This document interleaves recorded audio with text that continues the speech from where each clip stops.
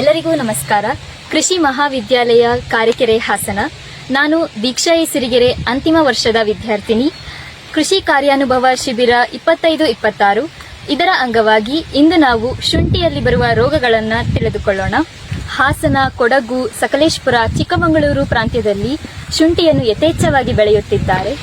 ಈ ಇತ್ತೀಚಿನ ದಿನಗಳಲ್ಲಿ ಶುಂಠಿಯ ರೋಗದಲ್ಲಿ ಪೈರಿಕಿಲೇರಿಯಾ ಎಲೆ ಚುಕ್ಕಿ ರೋಗ ಹಾಗೂ ಕೊಳೆ ರೋಗವು ರಾಕ್ಷಸ ರೂಪವನ್ನು ತಾಳಿದೆ. ಮೊದಲಿಗೆ ಪೈರಿಕಿಲೇರಿಯಾ ಚುಕ್ಕಿ ರೋಗ. ಈ ಎಲೆಗಳ ಮೇಲೆ ಚುಕ್ಕಿಗಳು ಬರುತ್ತೆ. ಮಧ್ಯದಲ್ಲಿ ಬಿಳಿ ಬಣ್ಣ ಆಗಿದ್ದು ಸುತ್ತ ಕಂದು ಹಾಗೂ ಹಳದಿ ಬಣ್ಣದಿಂದ ಕೂಡಿರುತ್ತೆ. ಹಾಗೂ ಅಲೋಸ್ಟಿಕ್ಟಾ ಎಲೆ ಚುಕ್ಕಿ ರೋಗ ಇರುತ್ತೆ. ಅದು ಹೀಗೆ ಹಿಡಿದು ನೋಡಿದ್ರೆ ಇಲ್ಲಿ ಪೇಪರ್ ತರ ಕಾಣ್ತಾ ಇರುತ್ತೆ. ಇದೆರಡರ ಮಧ್ಯೆ ವ್ಯತ್ಯಾಸ ಇದು. ಈ ಮಾರಕ ರೋಗದ ನಿವಾರಣೆ ಮಾಡಬೇಕು ಅಂತ ಅಂದ್ರೆ ಮೊದಲಿಗೆ ಬೀಜೋಪಚಾರ ಅತ್ಯಗತ್ಯ. ಮ್ಯಾಂಗೋಜೇಬ್ ಹಾಗೂ ಕಾರ್ಬನ್ ಡೆನ್ಸಿಮ್ ನಿಂದ ಬೀಜೋಪಚಾರವನ್ನ ನಡೆಸಬೇಕು. ಬೀಜಗಳನ್ನ 1 ಗಂಟೆಗಳ ಕಾಲ ಮ್ಯಾಂಗೋಜೇಬ್ ಹಾಗೂ ಕಾರ್ಬನ್ ಡೆನ್ಸಿಮ್ ಶಿಲೀಂಧ್ರನಾಶಕಗಳಲ್ಲಿ ನೆನೆ ಹಾಕಿ ಆಮೇಲೆ ಅದನ್ನ ಬಿತ್ತನೆ ಮಾಡಬೇಕು. ಬೀಜೋಪಚಾರ ಮಾಡಿದ ನಂತರವೂ ಕೂಡ ಏನಾದ್ರೂ ರೋಗ ಕಾಣಿಸ್ಕೊಳ್ತು ಅಂತ ಅಂದ್ರೆ ಸಾಫ್, ಪ್ರಾಪಿಕೊನಜೋಲ್ ಹಾಗೂ ನೇಟಿವ್ ಅನ್ನ ಸ್ಪ್ರೇ ಮಾಡಬೇಕಾಗತ್ತೆ. ಸಿಂಪಡಿಸಿದ ನಂತರ ರೋಗ ಹತೋಟಿಗೆ ಬಂದಿದೆ ಅಂತ ಹೇಗೆ ತಿಳಿದುಕೊಳ್ಬೇಕು ಅಂತ ಅಂದ್ರೆ ಈ ಹೊಸ ಎಲೆಗಳನ್ನ ಹೀಗೆ ಓಪನ್ ಮಾಡಿ ನೋಡಿದಾಗ ಯಾವುದೇ ಚುಕ್ಕಿ ಬಂದಿಲ್ಲ ಅಂತ ಅಂದ್ರೆ ಅದು ಹತೋಟಿ ಆಗಿದೆ ಅಂತ. ಅಕಸ್ಮಾತ್ ಏನಾದ್ರೂ ಚುಕ್ಕಿ ಬಂದಿತ್ತು ಅಥವಾ ರೋಗ ಕಾಣ್ತು ಅಂತ ಅಂದ್ರೆ ನಾವು ನೇಟಿವ್, ಪ್ರಾಪಿಕೊನಜೋಲ್ ಮತ್ತೆ ಸಾಫನ್ನ ಆಲ್ಟರ್ನೇಟ್ ಆಗಿ ಸಿಂಪಡಿಸಬೇಕಾಗತ್ತೆ. ಎರಡನೆಯದಾಗಿ ಕೊಳೆ ರೋಗ. ಇದು ಶಿಲೀಂಧ್ರದಿಂದ ಬರುತ್ತದೆ. ಇದರ ರೋಗ ಲಕ್ಷಣಗಳು ಏನು ಅಂತ ಅಂದ್ರೆ ಎಲೆಗಳೆಲ್ಲ ಹಳದಿ ಬಣ್ಣಕ್ಕೆ ತಿರುಗಿರುತ್ತೆ ಹಾಗೂ ಗಿಡನ ಎಳೆದ ತಕ್ಷಣ ಈಸಿಯಾಗಿ ಬರುತ್ತೆ. ಕೊಳೆ ರೋಗ ಬಂದಿರುವಂತಹ ಗೆಡ್ಡೆನ ನೋಡೋದಾದ್ರೆ ಈ ಗೆಡ್ಡೆ ಎಲ್ಲ ಕೊಳ್ತಿರುತ್ತೆ ಹಾಗೂ ಇಲ್ಲಿ ಪ್ರೆಸ್ ಮಾಡಿ ನೋಡಿದಾಗ ಇಲ್ಲಿ ನಿಮಗೆ ನೀರು ಬರೋದು ಕಾಣುತ್ತೆ. ಈ ರೋಗಕ್ಕೆ ನಿವಾರಣೆ ಕ್ರಮಗಳು ಅಂತ ಅಂದ್ರೆ ರೋಗ ಕಂಡ ತಕ್ಷಣ ಆ ಗಿಡಗಳನ್ನ ಕಿತ್ತು ಹಾಕಬೇಕು. ಮತ್ತು ಈ ಶಿಲೀಂಧ್ರಗಳು ಮಣ್ಣು ಹಾಗೂ ಬೀಜದಿಂದ ಬರೋ ಕಾರಣ ಅದ್ ನಾವು ಬೀಜೋಪಚಾರವನ್ನ ಮಾಡಬೇಕು. ಮ್ಯಾಂಗೋಜೆಬ್ಬಿಂದ ಬೀಜೋಪಚಾರವನ್ನ ಮಾಡಬಹುದು.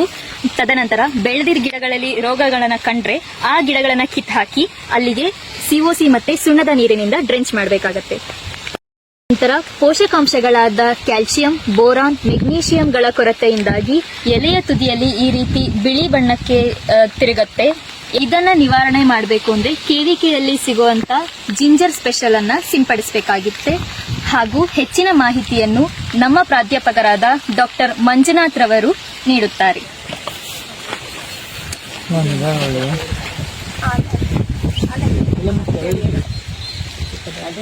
ಅದೇ ಮುಂಚೆ ಹೋದ ಸಲ ಚಿಕ್ಕದಾಗಿದ್ದು, ಈ ವರ್ಷ ಚಿಕ್ಕದಾಗಿ ಅನ್ನಂಗಿಲ್ಲ ಇದನ್ನ. ಈಗ ಅದೇ ತರ ಬಂದು ಒಂದೇ ಸಲ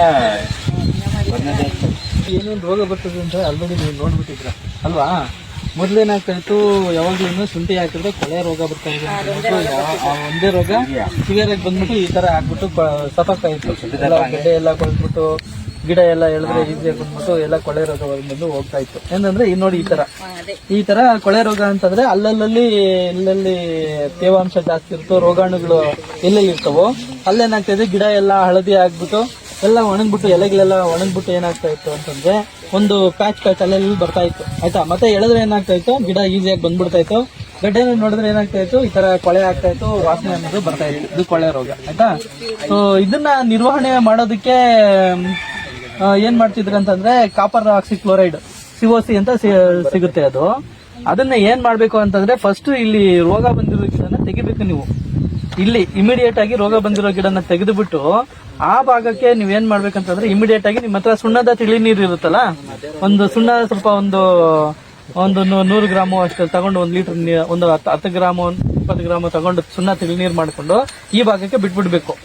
ಆಮೇಲೆ ಅದೇ ಭಾಗಕ್ಕೆ ಏನ್ ಮಾಡ್ಬೇಕಂತಂದ್ರೆ ಕಾಪರ್ ಆಕ್ಸಿಕ್ಲೋರೈಡ್ ಅಂತ ಶಿಲೀಂಧ್ರನಾಶಕ ಬರ್ತದೆ. ಅದು COC ಕೇಳಿರ್ತೀರಿ ಎಲ್ಲ.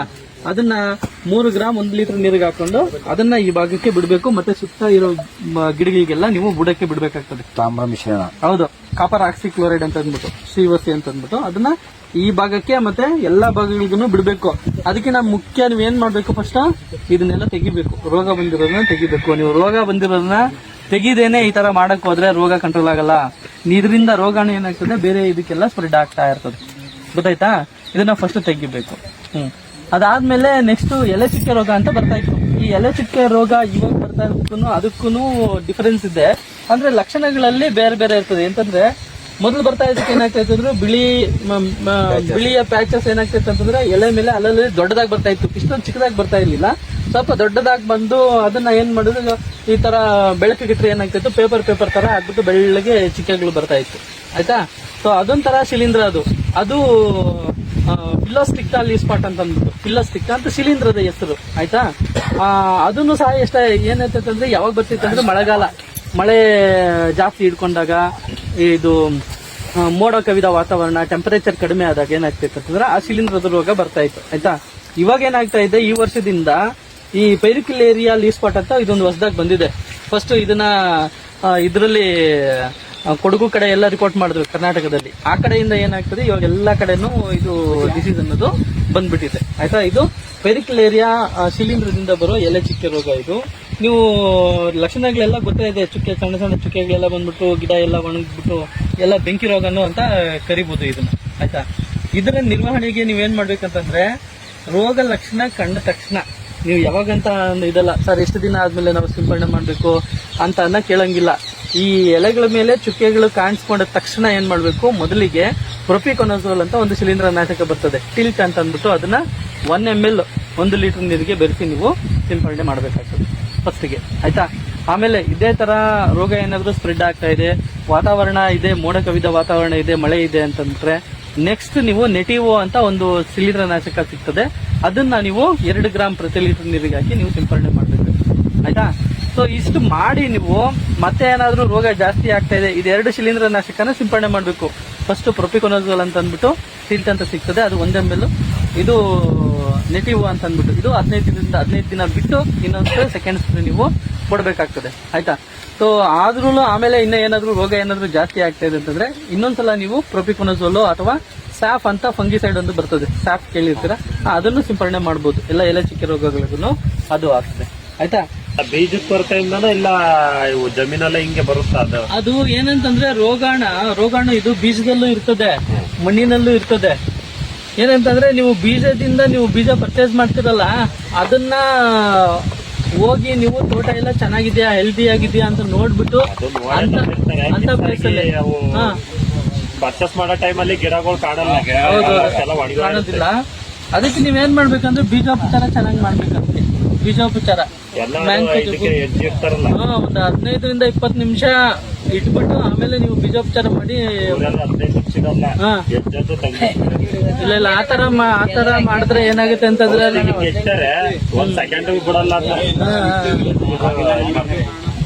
ಇಲ್ಲ ಆತರ ಮಾಡಬಾರ್ದು, ಅದರಿಂದಾನೇ ರೋಗ ಎಲ್ಲ ಬರೋದು. ಬೀಜೋಪಚಾರ ಇದು ಚೆನ್ನಾಗಿ ಮಾಡಬೇಕು. ಚೆನ್ನಾಗಿ ನೀವು ಬೀಜೋಪಚಾರ ಮಾಡೋದ್ರಿಂದ ಅದರಿಂದ ಬರುತ್ತೆ, ಕೊಳವೆ ರೋಗ. ಹೌದೌದು ಬರ್ತದೆ. ಇಲ್ಲಿ ಜಮೀನಲ್ಲೂ ಈಗ ಇವರೆಲ್ಲ 2 ಸರಿ 3 ಸರಿ ರಿಪಿಟೇಷನ್ ಮಾಡಿರ್ತಾರೆ. ಮಣ್ಣಿನಲ್ಲೂ ಇರ್ತದೆ. ಮಣ್ಣಿನಲ್ಲಿ ರೋಗಾಣು ಏನಿರ್ತದೆ ಅವಾಗ್ಲೇ ಹೇಳದ್ನಲ್ಲ, ಸುಮಾರು ಒಂದು 10 ವರ್ಷಗಳ ತನಕ ಮಣ್ಣಿನಲ್ಲೇ ಇರ್ತದೆ ರೋಗಾಣು. ಅದು 10 ವರ್ಷ ಇರ್ತದೆ. ಅದಕ್ಕೆ ನಾವೇನ್ ಹೇಳುದು, ಗೊಬ್ಬರ ಜೊತೆ ಮಾಡ್ತಾರೆ 3 ವರ್ಷ ಬಿಡ್ತಾರೆ ಬ್ಯಾಚ, 4 ವರ್ಷಕ್ಕೆ ಅದಕ್ಕೆ ಆಗ್ತಾರೆ.